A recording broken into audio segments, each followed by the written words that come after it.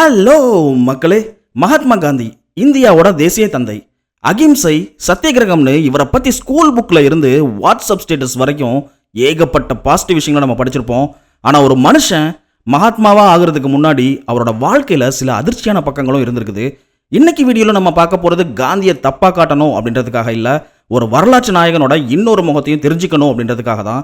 Racism, sexual experiments, அப்புறம் அவரோட குடும்ப வாழ்க்கை, இதெல்லாம் பற்றி ஆதாரங்களோட இன்னைக்கு வீடியோவில் நம்ம பார்க்க போகிறோம். ஸ்கிப் பண்ணாமல் பாருங்கள், நிறைய விஷயங்கள் உங்களை ஆச்சரியப்படுத்தலாம். வாங்க பார்க்கலாம். நான் உங்கள் Raja. Welcome to history mystery. First விஷயம் என்னன்னா ரேசிசம். அதாவது காந்தி 1893 சவுத் ஆப்பிரிக்கா போனப்போ அங்கே இருந்த இந்தியர்களுக்காக போராடினாரு அப்படின்னு நம்ம எல்லாத்துக்குமே தெரியும். ஆனால் அதே சமயம் 1893 அவர் சவுத் ஆப்பிரிக்கா போன புதுசில் அங்கே இருந்த கருப்பின மக்களை அவர் எப்படி பார்த்தாரு தெரியுமா? இதை கேட்டால் நீங்கள் கண்டிப்பாக ஷாக் ஆவீங்க. அப்போ காந்தி ஒரு செம கிளாசிஸ்ட். அதாவது நாங்கள் பிரிட்டிஷ்காரங்களுக்கு சலைச்சவங்க இல்லை, ஆனால் இந்த கருப்பர்களை விட நாங்கள் மேலானவங்க அப்படின்ற மாதிரி ஒரு மனநிலை அவருக்கு இருந்துச்சு. சவுத் ஆப்பிரிக்காவில் கருப்பின மக்களை கேவலப்படுத்துறதுக்காகவே வெள்ளைக்காரங்க பயன்படுத்தின ஒரு வார்த்தை இருக்குது, அதான் கஃபீர்.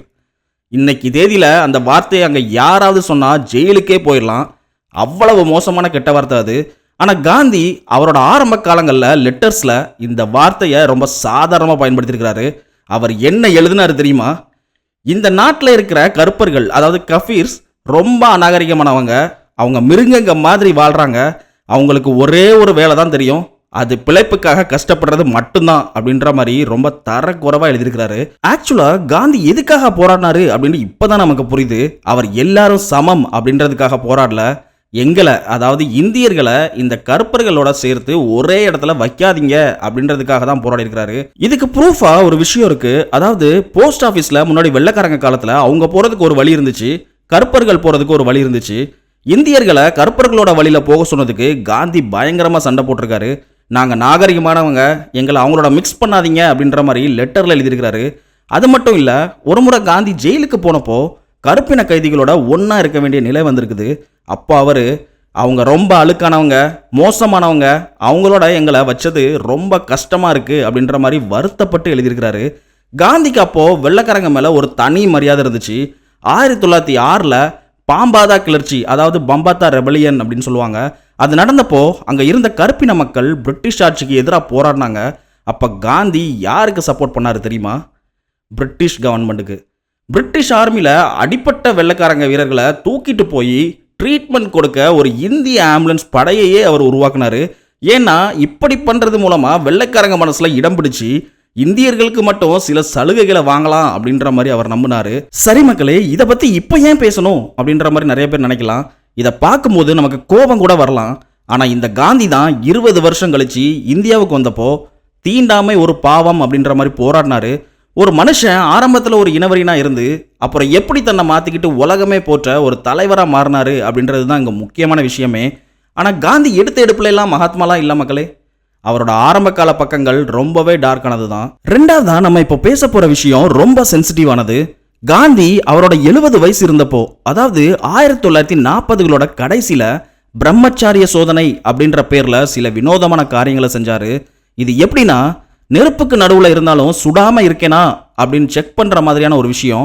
காந்தி என்ன பண்ணார்னா, தனக்குள்ள எந்த ஒரு காமனரும் இல்லை அப்படின்றத உறுதிப்படுத்திக்க அவரோட பேத்தி முறை இருக்கும் மனு காந்தி அண்ட் அவரோட ஹெல்ப்பர் அபா காந்தி, அந்த 2 இளம்பெண்களோட தன்னோட படுக்கையில் ஆடை இல்லாமல், அதாவது நேக்கடாக படுத்து தூங்க சொன்னார்.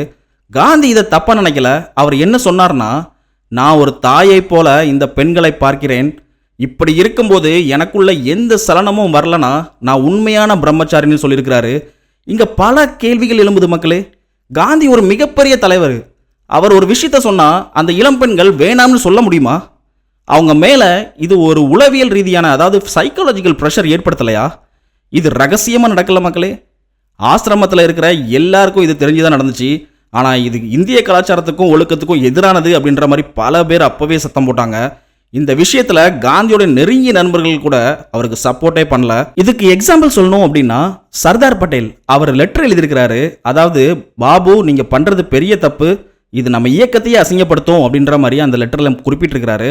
அது மட்டும் இல்லாமல் நிர்மல் குமார் போஸ், இவர் யாருன்னா காந்தியோட பர்சனல் செக்ரட்டரியாக இருந்தவர். காந்தி இந்த மாதிரி செஞ்சதால பயங்கர வெக்ஸ் ஆகி அவர் பதவியை கூட ராஜினாமா பண்ணிட்டு வெளியே போயிருக்கிறாரு. அது மட்டும் இல்லாமல் ராஜாஜி அவரும் இதை வன்மையாக கண்டிச்சுக்கிறாரு. இதுக்கு ஆதாரமாக காந்தியோட டைரி குறிப்புகள் மட்டும் இல்லை, மனு காந்தி எழுதின பேப்பு மை மதர் அப்படின்ற புத்தகத்தில் இதை பற்றி எழுதியிருக்கிறாங்க. அதில் காந்தி தனக்கு ஒரு தாயை போல ஆதரவாக இருந்ததா மனு குறிப்பிட்டிருக்கிறாரு. ஆனால் ஒரு 18-19 வயசு பொண்ணை இப்படி ஒரு சோதனைக்கு உட்படுத்துறது எவ்வளவு பெரிய மன உளைச்சலை தரும் அப்படின்றத காந்தி ஒரு தலைவராக யோசிக்க தவறிட்டாரு அப்படின்னு தான் சொல்லணும். இதை பற்றி எல்லாரும் எதிர்த்தப்போ காந்தி என்ன சொன்னார் தெரியுமா? உலகமே எதிர்த்தாலும் இது என் சத்திய சோதனை, இதில் நான் தோத்துட்டா என்னோட அகிம்சை போராட்டமே தோத்துரும் அப்படின்ற மாதிரி ரொம்ப எமோஷ்னலாக பேசியிருக்கிறாரு. கடைசி வரைக்குமே அவர் யாரோட பேச்சையுமே கேட்கல. யோசிச்சு பாருங்க மக்களே, இன்னைக்கு ஒரு பெரிய பதவியில் இருக்கிறவர் இப்படி பண்ணா நம்ம சும்மா விடுவோமா? ஆனால் காந்தி அப்போ ஒரு பெரிய ஐக்கானாக இருந்ததால் இது ஓரளவுக்கு மேலே பேசப்படலை. ஆனால் வரலாறு இதை ஒரு டார்க் ஸ்பாட் அப்படின்ற மாதிரி தான் இன்னைக்கும் பார்க்குது. அடுத்த விஷயம் என்னன்னு பார்த்தீங்கன்னா, அகிம்சை நல்லது தான் கரெக்டாக, ஆனால் காந்தி அதை ஒரு எக்ஸ்ட்ரீம் லெவலுக்கு கொண்டு போனார். அது சில நேரங்களில் ரொம்ப அப்பத்தமாக தெரிஞ்சுது. மக்களே, அகிம்சைனா நமக்கு என்ன ஞாபகம் வரும்? ஒரு கன்னத்தில் அடித்தா இன்னொரு கன்னத்தை காட்டுறது கரெக்டாக. ஆனால் காந்தி இதை ஒரு அடுத்த லெவலுக்கு கொண்டு போனார் பாருங்க. அது பல நேரங்களில் லாஜிக்கே இல்லாமல் இருந்துச்சு. முக்கியமாக 2ஆம் உலகப் போர் நடந்தப்போ அவர் எடுத்த முடிவுகள் இன்றைக்கும் பெரிய விவாதத்தை கிளப்பிட்டே தான் இருக்குது. உலகத்தையே ஆட்டி படைச்ச சர்வாதிகாரினா யாரை சொல்லுவீங்க? ஹிட்லர். ஸோ ஹிட்லரை பற்றி கூட நம்ம சேனலில் ஒரு டீட்டெயிலாக வீடியோ போட்டிருக்கோம், பார்த்தவங்களுக்கு தெரிஞ்சிருக்கோம், பார்க்காதவங்க பார்த்துருங்க. அந்த சர்வாதிகாரியான ஹிட்லரை காந்தி எப்படி தெரியுமா கூப்பிட்டாரு? Dear friend. 1939 காந்தி ஹிட்லருக்கு ஒரு லெட்டர் எழுதினாரு. அதில் போர் வேணாம்னு சொன்னதெல்லாம் ஓகே தான், ஆனால் ஒரு கொடூரமான சர்வாதிகாரியை நண்பான்னு கூப்பிட்டது அப்போவே பல பேருக்கு அதிர்ச்சியாக இருந்துச்சு. ஹிட்லர் பல லட்சம் யூதர்களை கேஸ் சேம்பரில் போட்டு கொண்டுட்டு இருந்தப்போ காந்தி அவங்களுக்கு ஒரு தீர்வு சொன்னார். ஒரு சிம்பிளான சொல்யூஷன். அது என்ன தெரியுமா? அதுதான் இங்கே ஹைலைட்டே. நீங்கள் எல்லாரும் கத்தியாலையோ இல்லை விஷம் குடிச்சோ மாஸ் சூசைட் பண்ணிக்கோங்க. அப்படி நீங்கள் செத்துட்டீங்கன்னா உங்களோட அந்த தியாகம் ஹிட்லரோட மனசை மாற்றலாம், உலகமே உங்களை உசுத்தி பேசும்னு சொன்னார் பாருங்க. சாவே கிடைச்சாலும் பரவாயில்ல, ஆனால் திருப்பி அடிக்காதீங்கன்னு அவர் சொன்னது ஒரு இனமே அழிகிறதுக்கு காரணமாயிடும்னு அவர் யோசிக்கவே இல்லை. இதுக்கு ஆதாரமாக 1946 ஹரிஜான் பத்திரிகையில் லூயிஸ் ஃபிஷர் அவர்கிட்ட பேசும்போது இதை காந்தி கன்ஃபார்ம் பண்ணியிருக்கிறாரு. இதுலேயே இன்னொரு முக்கியமான விஷயம் என்னன்னா, பகத்சிங் தூக்கு தண்டனை விவகாரம். அதாவது பகத்சிங், சுக்தேவ், ராஜ்குரு இவங்களோட தூக்கு தண்டனையை நிறுத்துறதுக்கு காந்தி நினச்சிருந்தா பிரிட்டிஷ் கூட பேச்சுவார்த்தை நடத்தியிருக்கலாம். ஆனால் அவர் வன்முறையை நான் ஆதரிக்க மாட்டேன்னு சொல்லிட்டு அதை தடுக்க தயங்கினார். ஆனால் அதே காந்தி 2ஆம் உலகப் போரில் பிரிட்டிஷ்க்கு உதவி செய்கிறதுக்காக நம்ம இந்தியன்ஸை இராணுவத்தில் சேர சொன்னார். நம்ம நாட்டுக்காக போராடின பகத்சிங் வன்முறையாளர்னா உலகப் போரில் துப்பாக்கி எடுத்துகிட்டு போய் சாகிறது மட்டும் அகிம்சையா மக்களே? இது ஒரு மிகப்பெரிய முரண்பாடு அப்படின்ற மாதிரி தான் சொல்லணும். அது மட்டும் இல்லை, நம்ம வீரமங்கை ஜான்சி ராணியை பற்றி பேசும்போது கூட காந்தி என்ன சொன்னார்னா, அவங்க கத்தியை தூக்கி போராடினதை விட அமைதியாக இருந்து அகிம்சை வழியில் போராடி இருந்தால் இன்னும் சிறப்பாக இருந்திருக்கும் அப்படின்ற மாதிரி சொன்னார். ஒரு போராளியோட வீரத்தை விட தன்னோட கொள்கை தான் பெருசுன்னு அவர் நினச்சது சில இடங்களில் ரொம்ப அப்பதமாக தெரிஞ்சுது. ஜூன் 1946 ஹரிஜான் பத்திரிகையில் அவர் எழுதின ஆர்டிகல்ஸில் இதை நீங்கள் ஒரு ஆதாரமாக பார்க்கலாம். 4வது விஷயம் என்னன்னு பார்த்தீங்கன்னா, நாட்டையே வழிநடத்தின காந்தியால் அவரோட குடும்பத்தை சரியாக வழிநடத்த முடியல. ஆமாம் மக்களே, ஒரு மனுஷன் உலகத்துக்கே தலைவனாக இருக்கலாம், ஆனால் வீட்டுக்குள்ளே அவன் எப்படி இருக்கிறான்றது தான் ரொம்ப முக்கியம். காந்தி விஷயத்தில் பார்த்தா அவர் ஒரு ஹார்ட் டாஸ்க் மாஸ்டர். அவரோட கொள்கைக்காக அவரோட குடும்பத்தையே பலி கொடுத்தாரு அப்படின்னு கூட சொல்லலாம். காந்தியோட மனைவி கஸ்தூரிபா நம்ம எல்லாத்துக்குமே தெரியும். அவங்க மேலே காந்திக்கு அன்பு இருந்தது உண்மைதான், ஆனால் அவரோட கொள்கை பிடிவாதம் கஸ்தூரிபாவை ரொம்பவே சித்திரவதை பண்ணிச்சு. மக்களே, ஒரு மனுஷன் மகாத்மாவாக மாறுறதுக்கு பின்னாடி ஒரு பெண்ணோட தியாகம் இருக்கும் அப்படின்ற மாதிரி சொல்லுவாங்க. ஆனால் காந்தி விஷயத்தில் அந்த தியாகம் கஸ்தூரிபாவுக்கு ரொம்பவே பெயின்ஃபுல்லாக இருந்துச்சு. ஆரம்பத்தில் காந்தி ஒரு டாமினேட்டிங் ஹஸ்பண்டாக தான் இருந்தார். அவரோட பிடிவாதத்தால் கஸ்தூரிபா பட்ட கஷ்டங்கள் கொஞ்சம் நஞ்சம் இல்லை மக்களே. ஏன் அப்படி சொல்கிறேன்னா, சவுத் ஆப்பிரிக்காவில் நடந்த ஒரு ஷாக்கிங்கான சம்பவத்தை பற்றி பார்க்கலாம். அதாவது காந்தி அங்கே ஒரு ஆசிரமம் நடத்திட்டு இருந்தார். அங்கே வர்ற கெஸ்டோட ரெஸ்ட் ரூம்ஸ் இருக்கும்ல, அதை கஸ்தூரிபா தான் க்ளீன் பண்ணணும் அப்படின்ற மாதிரி காந்தி கட்டாயப்படுத்திருக்கிறாரு. அந்த காலத்தில் அது ஒரு பெரிய விஷயம். கஸ்தூரிபா அழுதுகிட்டே என்னால் முடியாது அப்படின்னு சொன்னாங்க. கோபமான காந்தி அவரோட கையை பிடிச்சி இழுத்துட்டு போய், உனக்கு இஷ்டம் இல்லைனா வீட்டை விட்டு வெளியே போன்னு வாசல் வரைக்கும் கொண்டு போய் தள்ளிட்டாரு.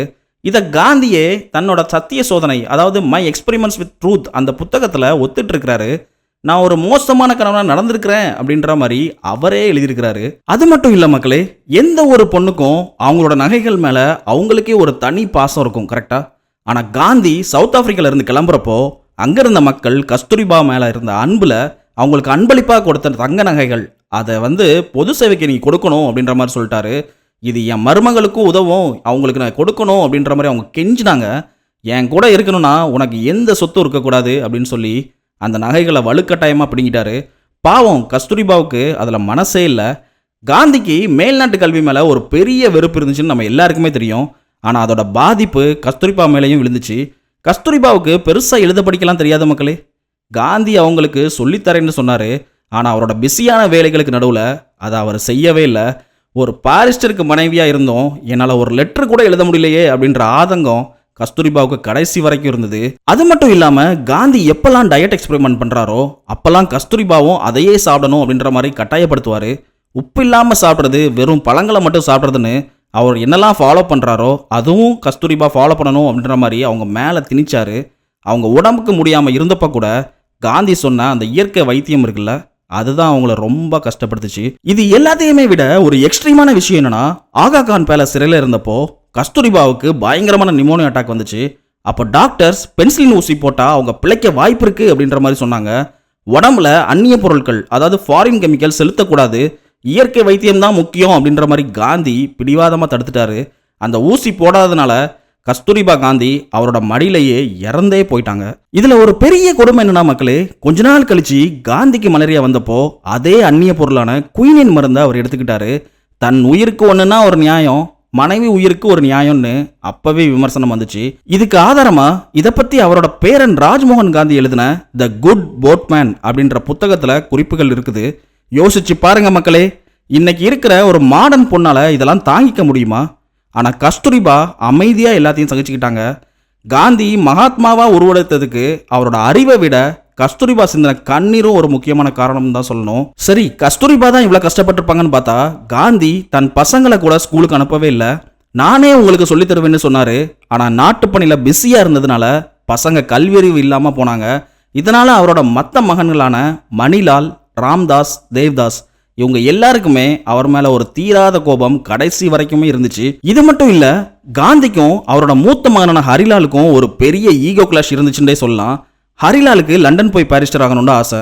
ஆனா காந்தி மேல்நாட்டு கல்விலாம் வேண்டாம், நீ இங்கேயே ஆசிரமத்தில் வேலை பாரு அப்படின்ற மாதிரி தடுத்துட்டாரு. அவருக்கு கிடைக்க வேண்டிய ஒரு ஸ்காலர்ஷிப்பை வேற ஒரு பையனுக்கு கொடுத்துட்டாரு. இதனால பயங்கர கோபமான ஹரிலால் வீட்டை விட்டையே வெளியே போயிட்டாரு. அதுக்கப்புறம் அவர் வாழ்க்கை அப்படியே சீரழிஞ்சு போச்சு மக்களே. குடிக்க ஆரம்பிச்சாரு, கடன் தொல்லை, கடைசியில் காந்தியை பழிவாங்க அப்துல்லா காந்தி அப்படின்ற மாதிரி பேரை மாற்றி இஸ்லாம் மதத்துக்கே மாறிட்டாரு. அப்புறம் அவரோட அம்மாவுக்காக திரும்பவும் ஆரிய சமாஜ் வழியா இந்து மதத்துக்கு மாறினாரு. காந்தி சுட்டு கொல்லப்பட்டப்போ ஹரிலால் அங்கே தான் இருந்தார். ஆனால் யாருமே அவரை அடையாளம் கண்டுக்கல. காந்தி இறந்து சில மாசத்திலேயே மும்பை ஆஸ்பத்திரியில் ஒரு அனாதை மாதிரி ஹரிலால் இறந்து போனார். இதுக்கு ஆதாரமாக சந்த்லால் தலால் எழுதின ஹரிலால் காந்தி எ லைஃப் அப்படின்ற பயோகிராஃபியில் இந்த தகவல்கள் எல்லாமே இருக்கும். ஹரிலால் காந்தி தன்னோட அப்பாவுக்கு எழுதின லெட்டர்ஸை படித்தா உங்களுக்கே கண்ணீர் வந்துடும் மக்களே.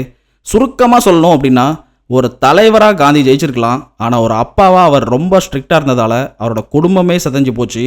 உலகத்துக்கு அகிம்சை சொன்னவரால் தான் வீட்டுக்குள்ளே ஒரு அமைதியான சூழலை உருவாக்க முடியல அப்படின்றது தான் மிகப்பெரிய சோகம். லாஸ்ட்டாக நம்ம எதை பற்றி பார்க்க போகிறோன்னா, வர்ணாசிரம தர்மம். அதாவது காந்திக்கு வர்ணாசிரம தர்மம் மேலே ஒரு அபாரமான நம்பிக்கை இருந்துச்சு. அதாவது சமூகம் 4 பிரிவாக இருக்கணும், அதுதான் ஒரு ஒழுக்கத்தை கொடுக்கும் அப்படின்ற மாதிரி நம்பினாரு. காந்தி சாதி முறையை ஒரு சமூக ஒழுங்குன்னு நம்பினாரு. அதாவது அப்பா என்ன வேலை பார்க்குறாரோ அதே தான் பையனும் பார்க்கணும் அப்படின்ற மாதிரி சொன்னார். அதுதான் சமூகத்துக்கு நல்லதுன்னு சொல்லியிருக்கிறாரு. ஃபார் எக்ஸாம்பிள், ஒரு துப்புரவு தொழிலாளி அப்படின்னா அவரோட மகனும் அந்த துப்புரவு தொழில் தான் பார்க்கணும், ஆனால் மரியாதை மட்டும் சமமாக இருக்கணும் அப்படின்ற மாதிரி சொன்னார். இதுக்கு அம்பேத்கர் என்ன சொன்னார்னா, இது ஒரு மனுஷனோட முன்னேற்றத்தை தடுக்கிற செயல். ஒருத்தன் என்ன வேலை பார்க்கணும் அப்படின்றது பிறப்பு தீர்மானிக்கக்கூடாது, அவனோட அறிவு தான் தீர்மானிக்கணும் அப்படின்ற மாதிரி செம்மையாக நோஸ்கட் கொடுத்தாரு. இதுக்கு ஆதாரமாக அம்பேத்கரோட ஃபேமஸான அன்னிஹிலேஷன் ஆஃப் கேஸ்ட், அதாவது சாதி ஒழிப்பு புக்குக்கு காந்தி எழுதின பதிலில் இதை தெளிவாக பார்க்கலாம். இது மட்டும் இல்லை, 1932 லண்டனில் நடந்த வட்டமேடை மாநாடு, அதாவது ரவுண்ட் டேபிள் கான்ஃபரன்ஸில் ஒதுக்கப்பட்ட மக்களுக்கு தனித்தொகுதி வேணும்னு அம்பேத்கர் கேட்டார். பிரிட்டிஷ் அரசாங்கமும் அதை ஏற்றுக்கிட்டு கம்யூனல் அவார்டை அறிவிச்சாங்க. இதை கேள்விப்பட்ட காந்தி செம அப்செட் ஆகிட்டாரு. தனித்தொகுதி கொடுத்தா இந்து மதம் 2ஆ உடஞ்சிரும்னு சொல்லி ஏர்வாடா ஜெயிலில் சாகும் வரைக்கும் உண்ணாவிரதத்தை தொடங்கினார். காந்தியோட உயிர் போயிடக்கூடாது அப்படின்ற கட்டாயத்தில் அம்பேத்கர் மனசே இல்லாமல் காந்தி கூட ஒரு ஒப்பந்தம் போட்டார். அதுதான் பூனா பேக்ட். இதனால தலித் மக்களுக்கான அந்த தனி அரசியல் அதிகாரம் பறிபோனதா அம்பேத்கர் கடைசி வரைக்கும் வருத்தப்பட்டாரு. தலித் மக்களை காந்தி ஹரிஜன் அப்படின்னு கூப்பிட்டாரு. ஆனால் அம்பேத்கர் இதை வன்மையாக எதிர்த்தாரு. நாங்கள் என்ன அனாதையா, எங்களுக்கு எதுக்கு இந்த மாதிரி ஒரு செல்ல பேர், எங்களுக்கு பெயர் முக்கியம் இல்லை, அதிகாரமும் உரிமையும் தான் முக்கியம் அப்படின்ட்டு அம்பேத்கர் வாதிட்டாரு. அம்பேத்கரோட what Congress and Gandhi have done to the untouchables அப்படின்ற புக்கை படித்தா காந்தி மேலே அவருக்கு இருந்த கோபம் அக்குவேர் ஆணிவேரா புரியும். காந்தி என்ன நினைச்சாருன்னா, மேல் ஜாதிக்காரங்க மனசு மாறினா தீண்டாமை ஒளிஞ்சிரும் அப்படின்ற மாதிரி நம்பினாரு. ஆனால் அம்பேத்கர் மனசெல்லாம் மாறாது, சட்டம் தான் மாறணும், அதிகாரத்தை கையில் எடுத்தாதான் விடிவு காலம் பிறக்கும் அப்படின்ற மாதிரி சொன்னார். வரலாற்று ரீதியாக பார்த்தா காந்தி ஒரு சமூக சீர்திருத்தவாதியா, அதாவது ரீஃபார்மராக மட்டும்தான் ஆசைப்பட்டார். ஆனால் அம்பேத்கர் ஒரு புரட்சியாளராக மாற்றத்தை கொண்டு வரணும் அப்படின்ற மாதிரி நினச்சாரு. சுருக்கமாக சொல்லணும்னா, காந்திக்கு சாதிங்கிறது ஒரு கட்டமைப்பு, ஆனால் அம்பேத்கருக்கு அது ஒரு சிறைச்சாலை. காந்தி சாதியை சுத்தப்படுத்த நினச்சாரு, ஆனால் அம்பேத்கர் அதை ஒழிக்க நினச்சாரு. இந்த மோதல் தான் இந்தியாவோட சமூக நீதி வரலாற்றையே மாற்றி அமைச்சிச்சு. ஸோ மக்களே, இப்போ நம்ம பார்த்ததெல்லாம் காந்தியோட வாழ்க்கையில் இருக்கிற கசப்பான உண்மைகள். ஒரு மனுஷனை தெய்வமாக பார்க்காம சாதாரண மனுஷனாக பார்த்தா அவரோட பலமும் புரியும், பலவீனமும் புரியும். காந்தி இந்த தப்புகளெல்லாம் பண்ணியிருக்கிறாரு. ஆனால் அதே சமயம் இந்தியாவுக்கு சுதந்திரம் வாங்கி தர அவர் பட்ட கஷ்டத்தையும் நம்ம மறுக்கவே முடியாது. வரலாற்றை படிக்கிறப்போ எல்லா பக்கத்தையும் படிக்கணும். அதுக்காக தான் இந்த வீடியோ. இந்த தகவல்களை பற்றி நீங்கள் என்ன நினைக்கிறீங்க? காந்தி ஒரு மகாத்மாவா இல்லை வெறும் அரசியல்வாதியா? உங்களோட கருத்துக்களை கமெண்ட்டில் சொல்லுங்கள். அண்ட் நம்ம சேனலை சப்ஸ்கிரைப் பண்ண மறந்துடாதீங்க, அது எனக்கு இன்னும் மோட்டிவேஷன் கொடுக்கும். இந்த வீடியோ பிடிச்சிருந்துச்சுன்னா லைக் பண்ணுங்கள், ஷேர் பண்ணுங்கள். அடுத்து ஒரு சூப்பரான வீடியோவில் சந்திக்கலாம். Stay curious. தேங்க்யூ. பாய்.